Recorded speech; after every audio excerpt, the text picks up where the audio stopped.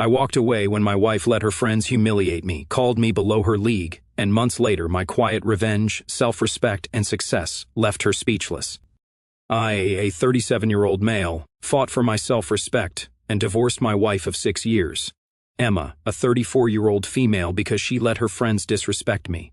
They made fun of me and she watched. The worst part, she enjoyed it. Everyone around me has been on my back, calling me crazy and impulsive for taking it so far for a silly reason. Maybe it is silly to them, but my self-respect is a big deal to me. Let me give you some background. I grew up with 3 older brothers in a household where respect was everything. My dad was a retired Army sergeant who taught us that a man's word and his honor were all he truly had in this world. When I was 10, I remember my dad pulling me aside after some kid at school had pushed me around. He did not tell me to fight back. He told me something I never forgot. "Jack, you teach people how to treat you. If you let them step on you once, they will do it forever." I was not born with a silver spoon in my mouth.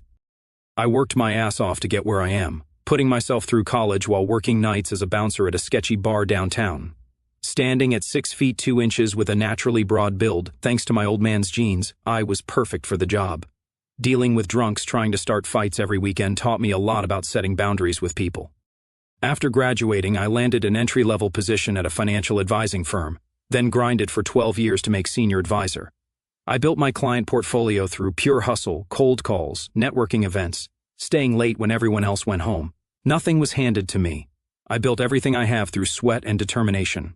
My brothers all went into different fields. One is a cop, another is in the military like Dad, and the oldest runs his own construction business. We are all cut from the same cloth, though.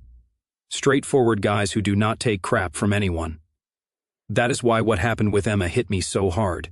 It went against everything I was raised to believe about how a man should be treated, especially by his wife. I met Emma at a mutual friend's wedding. She was gorgeous, this stunning brunette with bright green eyes that could stop traffic, way out of my league looks-wise. But we connected immediately. She was smart, worked as a marketing executive for a cosmetics company, and seemed to appreciate my straightforward nature when other guys were playing games and putting on fake personas to impress her.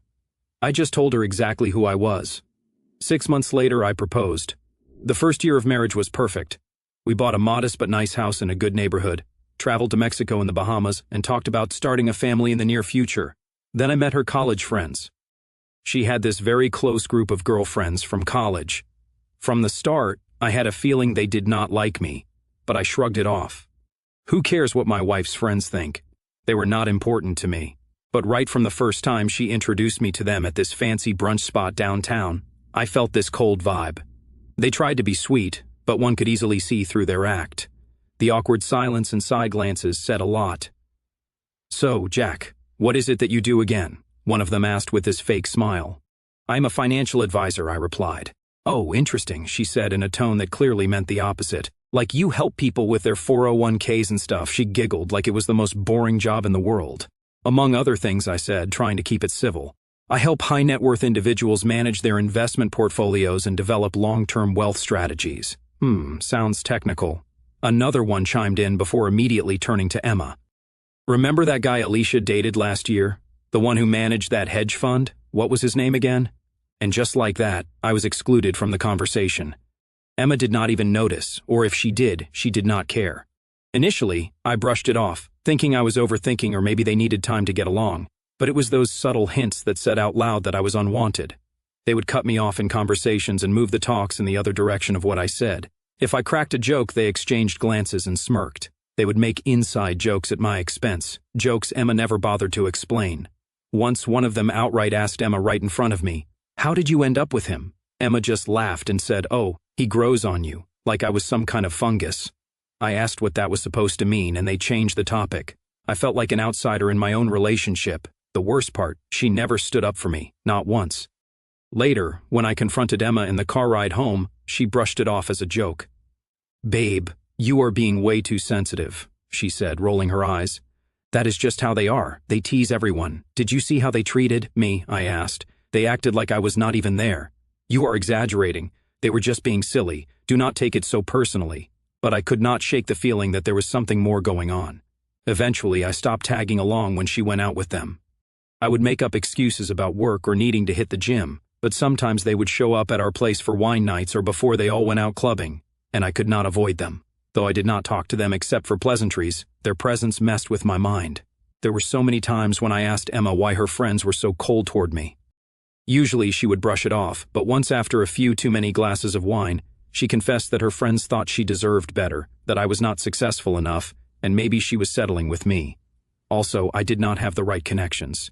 She said, "My friends look up to me as a smart and confident woman, and they had expected I would marry some CEO or executive." I remember sitting there stunned as she kept talking like what she was saying was not driving a knife into my chest. Vanessa especially thinks I could have done better. Her husband makes 7 figures and they just bought that house in the Hamptons, and she trailed off, finally noticing my expression. Her words made me ask why she even married me, or if she thought so too. She backpedaled hard, eyes wide, suddenly realizing what she had admitted. No, that is not what I think. I am just telling you what they said. I married you because I love you. I do not care about all that superficial stuff. She assured me that she married for love, and she was happy and content. I wanted to believe her, but the seed of doubt was planted.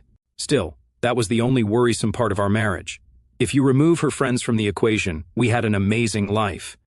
I would come home from work, hit the home gym I built in our garage. Staying fit has always been important to me, and then we would spend quality time together. Weekends were for hiking or trying new restaurants. We did not have any major fights apart from the ones that popped up due to her friends. It feels like she becomes a different person in front of them. Usually she is kind and considerate, but with them she becomes feisty and savage. All her friends are this way. Maybe she tries to fit in. I tried to understand that everyone wants to belong, but at what cost?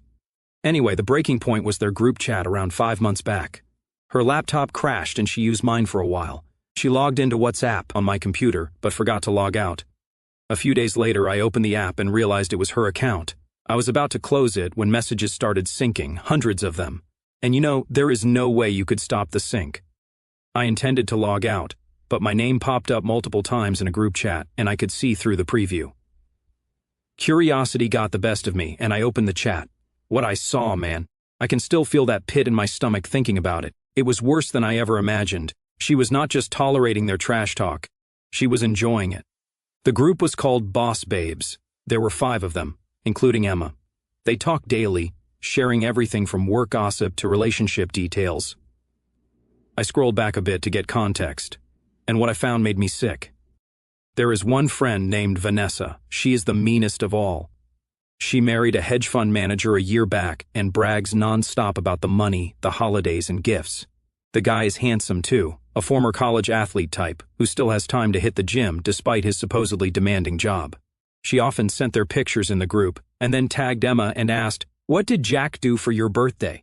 Or "Where was Jack taking you for the holidays?" It was hurtful, but Emma's response was more shattering. I kept reading, unable to stop despite the growing knot in my throat. Vanessa just got back from Maui. Kevin surprised me for our anniversary. Photo of her in a bikini next to her husband on a yacht. Emma responded, "Oh my God, so jealous, looks amazing." Vanessa asked, "What did Jack get you for your birthday last month? Did he finally take you to that restaurant you have been hinting about?" Emma replied, laugh out loud. "No, he got me flowers and cooked dinner." "It was sweet, I guess," Vanessa said. "Flowers and dinner at home." "That is it, girl." Then another friend chimed in. Stephanie said, "I swear sometimes I wonder what were you even thinking when you decided to marry him." Emma responded, "I wonder that too," laugh out loud. I felt like I had been punched in the gut. This was my wife, the woman who just last night had curled up next to me on the couch, who told me she loved me before we went to sleep. The conversation continued. Ashley said, "He is so boring, he does not even surprise you with weekend getaways like Kevin does for Vanessa." Emma replied, "Huh, Vanessa, you deserve someone who matches your energy. Someone successful and exciting, not Mr. Financial Planner who thinks a wild night is trying a new first PA at the local brewery." "Laugh my ass off, Emma, stop." They egged on, laughing at my expense like I was some clueless fool. The worst part was seeing how easily Emma joined in. In some messages, she would defend me a little. "He is really good with money, though," or "He is sweet in his own way." But it felt like she was talking about a pet, not her husband. One of them even suggested she find someone on the side, someone more exciting. Emma's response was, "You bet," followed by a winky face. I felt sick to my guts. I was shaking. This was not just mean-spirited gossip. It was hurtful. I exported the whole chat into my mailbox and saved it on my laptop. I've never been the type of guy to let people walk all over me. In the gym, at work, anywhere, I stand my ground. But here I was, letting my own wife and her friends treat me like I was nothing. Not anymore. I kept digging, looking for any evidence that she might have actually cheated. Nothing concrete turned up, but there were several instances where they discussed attractive men at her workplace, or friends of friends. Enough to keep the paranoia simmering. Was she just talking, or had there been more? I did not explode. I just sat there processing. It hit me like a ton of bricks.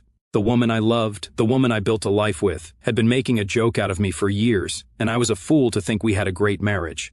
I scanned through her inbox, but did not find anything else. Her chat with her mom also had nothing in it. In fact, to her mom, she painted our marriage as perfect. I wondered which version was the lie. When she got home that evening, I was sitting in the living room, my laptop open on the coffee table. She came in smiling, dropped her purse on the counter, and leaned in to kiss me like any normal day. I turned my face away. "What is wrong?" she asked immediately, sensing the tension. I gestured to the laptop. "You forgot to log out of WhatsApp on my computer." She froze, then panicked, her face draining of color as realization dawned. "Jack, how much did you read?" "Enough," I said quietly. "Enough to know what you and your friends really think of me." She tried to gaslight me, saying I invaded her privacy and went through her messages, as if that was the real issue. As if the violation of her privacy was the crime here, not the absolute mockery of our marriage. "Are you serious right now?" I asked, my voice rising despite my attempts to stay calm. "You are worried about your privacy. What about my dignity? What about our marriage? Do you think it is normal to talk about your husband that way?" "It is just girl talk," she insisted, tears forming in her eyes. "Everyone vents about their partner sometimes. It does not mean anything." I literally told her, "You did not log out. And frankly, I am glad you did not. At least now I know the truth. What you think about me." She defended herself, saying she did not say anything wrong about me. She challenged me to show her proof that she talked badly about me.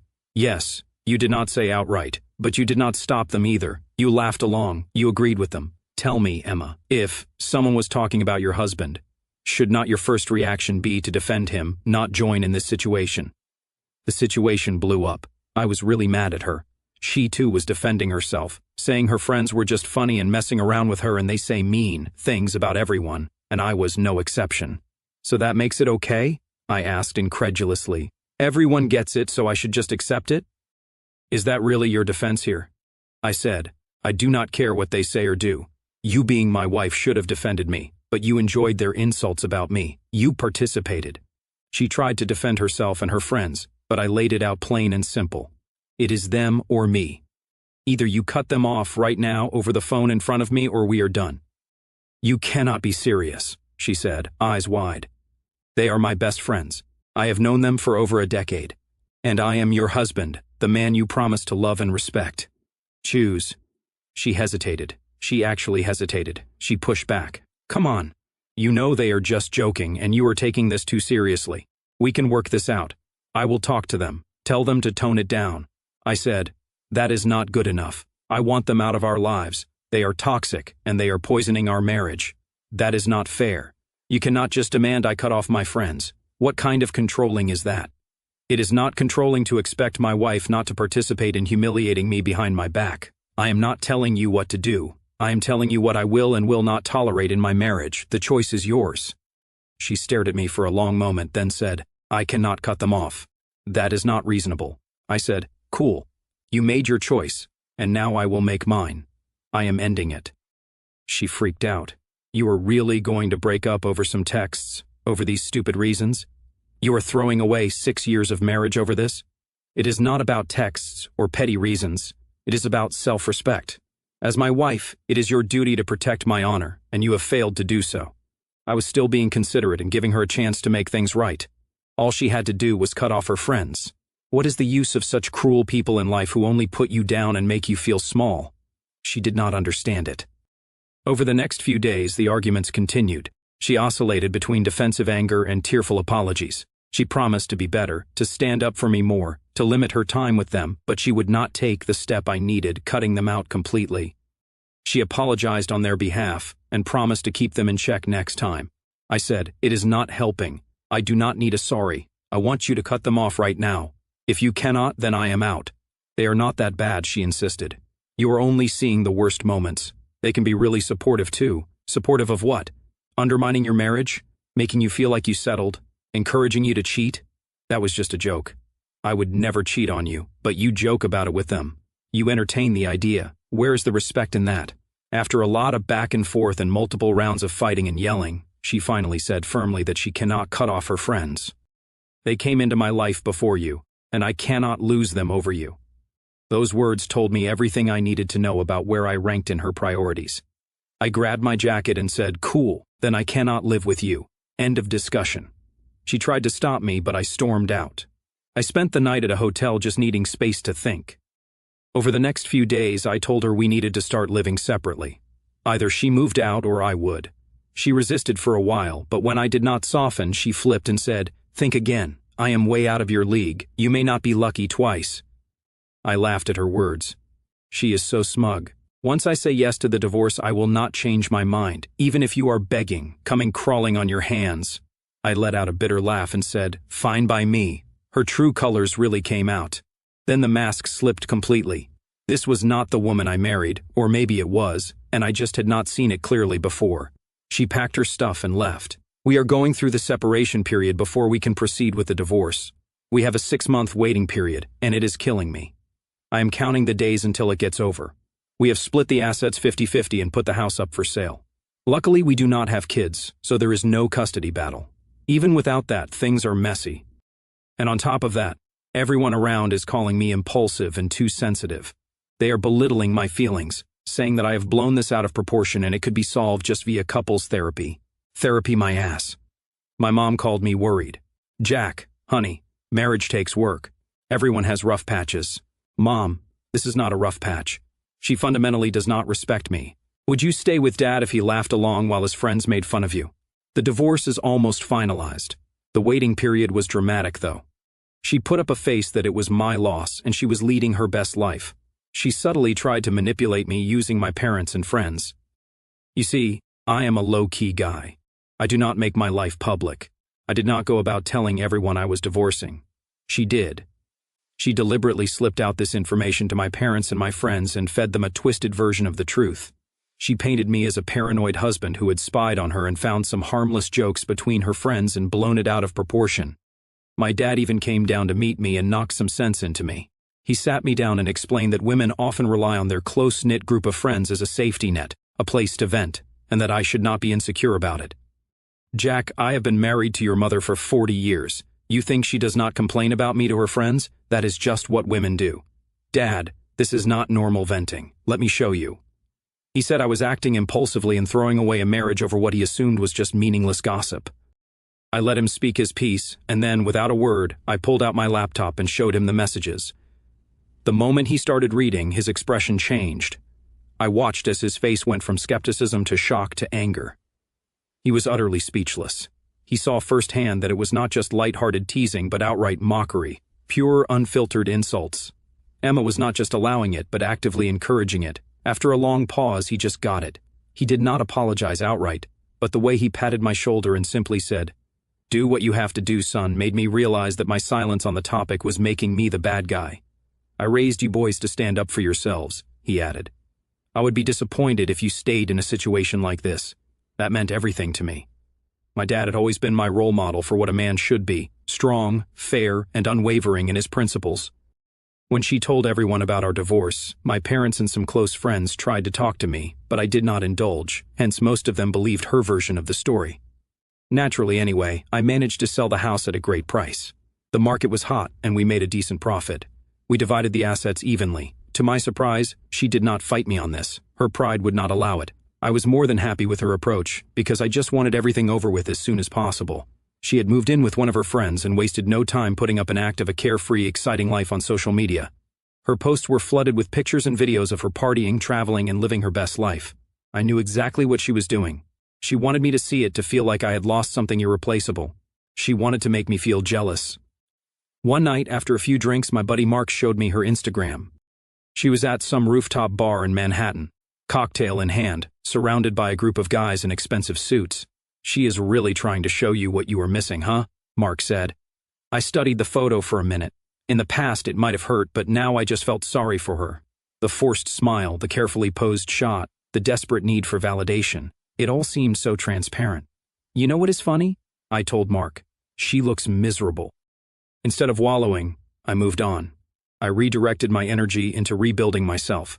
I hit the gym harder than ever before, dropping from 22% body fat to 14% in just a few months. I was not just looking better. I was feeling stronger, more confident, more in control. I also started a side business in sports nutrition consulting that I had been meaning to launch for years. With no toxic influences holding me back, I got certified as a sports nutrition specialist, leveraging my background in finance to create comprehensive wellness plans that address both physical and financial health, a unique angle that really resonated with clients. I am more focused and productive than ever. I spend my day at work, sweat at the gym, and come back home to work on my business. It is so fulfilling. For the first time in years, I feel like I am truly living for myself, not trying to measure up to someone else's expectations.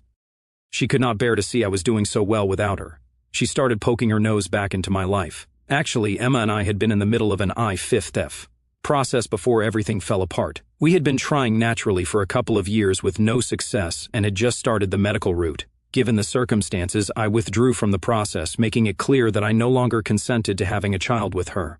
Simple and fair, right? This did not sit well with her. She had this twisted request that I should let her have my child despite the separation. Like, what the hell? I said no. Any sane person would have understood it, but she was entitled. She started blowing up first with texts, long paragraphs, and emotional appeals. Then came the calls. I had not blocked her yet, thinking we might have to communicate for the divorce, and she was cooperating until now. Jack, please. We've already gone through so much of the process, the doctor said. My eggs are perfect and we have a real chance. Do not take this away from me. Emma, we are getting divorced. Why would we bring a child into that situation? Because I am running out of time. Do you know how hard it is to start over at my age? To find someone, build a relationship, get married again, and then try for a baby. I might miss my window completely. Her panic was real, but so was my resolve. I was not going to create a lifelong connection to someone who had betrayed my trust so deeply. When I ignored the texts and calls, she showed up on my doorstep. She looked disheveled, eyes puffy from crying. Quite the opposite of the glamorous life she showed off online. She pleaded, "Please, this is all I have ever wanted. I do not even need you to be involved. Just let me have this baby. I will raise it alone. You will not have to do anything." I said, "I am relieved we do not have children together. The separation would have been so difficult. It is easy this way. And you want to complicate it by having my child? I will not permit it." She still persisted, but I firmly said, "We are done. I want no connection to you now or in the future." She clutched my sleeves, tears rolling down her face. She begged, "I know we did not work out, but this is different. It is my dream. I have always wanted to be a mother. Please don't take this away from me." She was desperate, but I remained unmoved and asserted, "You are asking me to bring a child into this world, into a broken relationship. I will not do it. I refuse to have a child that links me to you for life." She sobbed harder and made all sorts of unrealistic promises. "I will sign anything you want. No child support, no involvement. You will not even have to see them. I just need this." I shook my head. "My decision is final. I already informed the clinic to discard my sample. There is nothing left to discuss." I remember the look in her eyes, a mix of desperation, anger, and disbelief. She could not fathom that I would deny her something she wanted so badly. But that was the difference between us. She thought only of herself while I was thinking of a potential child who would be born into a fractured situation. She stared at me for a long moment, searching my face for any sign of softness. I remained unmoved and she finally left, wiping her tears. A few days later, her parents reached out with the same requests. They assured me I would not have any responsibility for the child. She would sign an official document that she would ask for no child support, but my answer remained the same. Absolutely not. I wanted no connection to her and certainly not through a child. This is the final stretch before the divorce is finalized. I can see the finish line, and I am counting down the days. It has been a while, and life has exploded in the best possible way. After everything that happened, I threw myself into my business and it has paid off tremendously. I started my sports nutrition consulting as a side hustle primarily for amateur athletes, and now it has grown into a full-fledged company with 5 employees. I have expanded into personalized fitness programs, recovery techniques, and even a premium supplement line that has been featured in Men's Health and Sports Illustrated. I was able to scale it beyond my expectations, and now I run it full-time. I quit my financial advising job a year ago and never looked back. The transition was not easy. There were plenty of late nights, uncertain moments, and financial stress as I built the business. But unlike my marriage, this was stress with purpose. Every obstacle I overcame made me stronger and moved me forward. I remember the day I landed my first professional athlete client, a linebacker for an NFL team who was recovering from knee surgery. He tried everything to get back to peak condition, but nothing was working. My program got him back on the field 3 weeks ahead of schedule, and the referrals started pouring in after that. Well, Emma has been watching it all. I never blocked her on social media, but do not follow her either. I know for sure that she looks up my profile every now and then because I see her likes on my business achievement posts or gym progress pics. Sometimes she will even leave a brief comment, congratulations, or looking good. I do not respond. I do not post much, but whenever I do, it is about my business milestones or fitness achievements, not any random stuff. My brother noticed it too. Dude, your ex-wife is stalking your Instagram hard, he told me one day over beers. Megan, his wife, follows her. And she said, Emma brings you up in her stories sometimes, trying to act like you guys are still on good terms. We are not, I said simply. Oh, Megan knows that. She just thinks it is pathetic how Emma is trying to associate herself with your success. Now recently, I spoke to one of our mutual friends, and she told me that Emma brings me up more often than she would like to admit. The same woman who smugly told me I would never find someone like her again, that I was lucky to have had her, is now silently stalking my every move. She asks about you every time we talk, the friend admitted. Wants to know if you are seeing anyone, how your business is doing, if you ever mention her. It is honestly getting weird. During the waiting period, and even a few months after the divorce, she continued posting about her fun and colorful social life, but gradually it shifted. Her life has been anything but perfect. She enjoyed her carefree life for a while, but eventually she felt lonely. After all, her friends got engaged and married and prioritized their personal lives. The friend with whom she moved in after the divorce also got engaged and asked Emma to move out. She chose them over me and at last got left behind by her soulmate friends. Those cheerful group pictures with her so-called best friends had disappeared. Now instead, she has been posting cryptic stories about fake friends and how one bad apple can ruin the bunch. Even Vanessa, her friend who is married to the hedge fund manager. Yeah, turns out he was cheating on her with his assistant. Massive public scandal, divorce, the whole drama. Vanessa moved back to her hometown in disgrace. Karma's I heard through the grapevine that Emma tried to reconnect with Vanessa after that, thinking they could bond over being divorced. But Vanessa was too deep in her own problems to care about Emma's. The Boss Babes group chat apparently fell apart completely when one of the other women accused Stephanie of sleeping with her husband. The whole toxic circle imploded under the weight of its own drama. The best part was when the mutual friend let it slip to Emma that I am dating another woman. It is true. I have found love again. Her name is Olivia, a former professional volleyball player turned physical therapist. She is 32, 5 feet 10 inches, athletic as hell with this amazing smile that lights up a room. She is my business partner, smart, independent, and driven.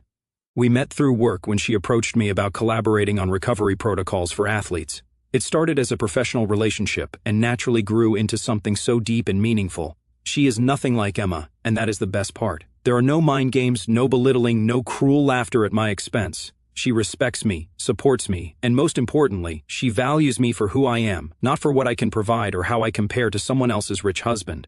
With Olivia, everything feels real. When she compliments me, I know she means it. When we disagree, we talk it out like adults. There is no passive-aggressive behavior, no running to friends to mock me behind my back. She moved in with me 3 months ago, and it has been amazing. We work out together, collaborate on the business, and push each other to be better. She understands my drive because she has the same ambition herself. Last month, we opened a small performance center downtown, combining our expertise into a holistic approach to athletic development. The place has been packed since day one. When Emma found out about her, she lost it. She showed up at my gym unannounced while I was training a client, asking for a few minutes. She looked different and desperate, well put together on the outside, but hollow-eyed and regretful. She started off by saying, "Sorry." This was the first time she ever uttered that word, and it felt like she meant it. "Jack, can we talk privately, please?" she asked, glancing nervously at my client, a college basketball player who was clearly uncomfortable with the situation. I excused myself for a moment and led Emma to the small office in the back. "What do you want, Emma?" "I am working." She took a deep breath.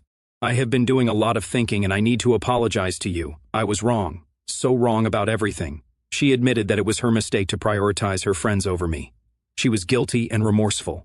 She spilled everything. How in the end her friends all got busy with their own lives. 2 of them had kids now and lost touch.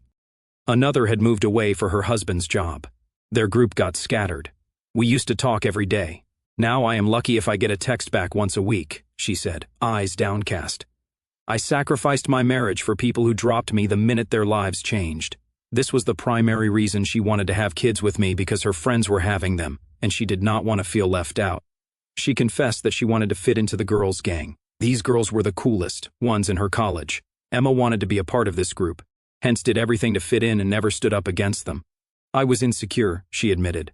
I always felt like I had to prove myself to them, like I was not good enough unless they approved of my life. And they never thought you were good enough for me, so I tried to see you through their eyes instead of my own. She said, I never wanted to hurt you and did not mean what I said in the chat.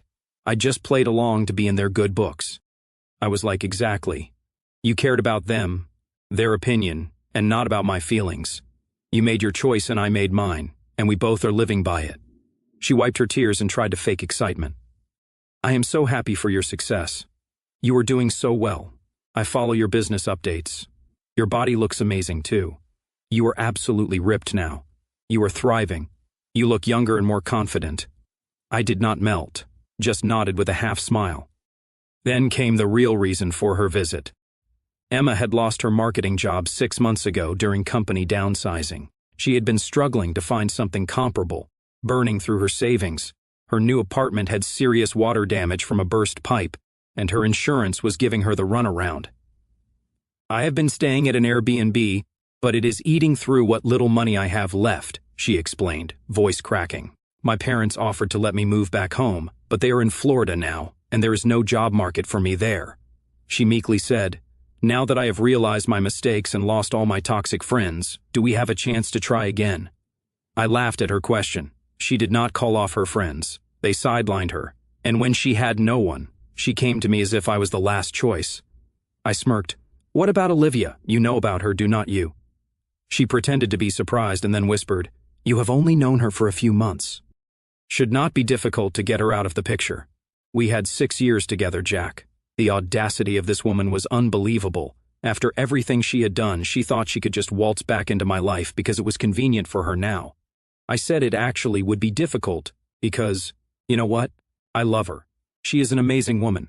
I wish I could say the same for you. Then she broke down completely. Please, please, I need help, even just temporarily. Let me stay at your place for a few weeks until my apartment is fixed. I do not have anywhere else to go. She was in tears, saying she lost everything, a happy married life, a chance to be a mother. Her career was stalling while mine was soaring. Even the men she had tried to date after me had all let her down. She confided that none of them were serious about her relationship, and that the few who were financially successful treated her like a trophy, not with the respect that she claimed she wanted. Now, the dating apps are horrible, Jack. Men just want one thing, and the decent ones do not want a woman in her mid-30s with nothing to show for it. I made a mistake. I threw away the one good man who treated me right. Her eyes were remorseful.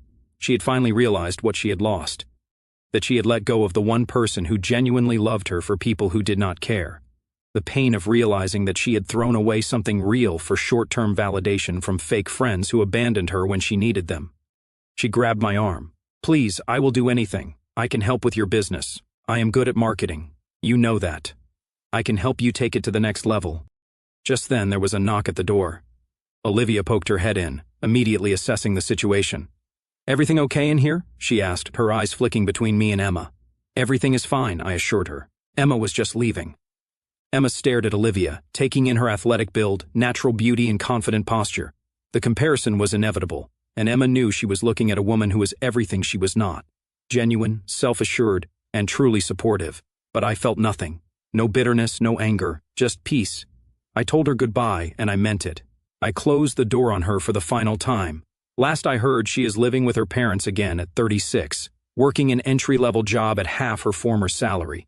Her Instagram is mostly dead now, except for occasional reposts of motivational quotes about rebuilding and second chances.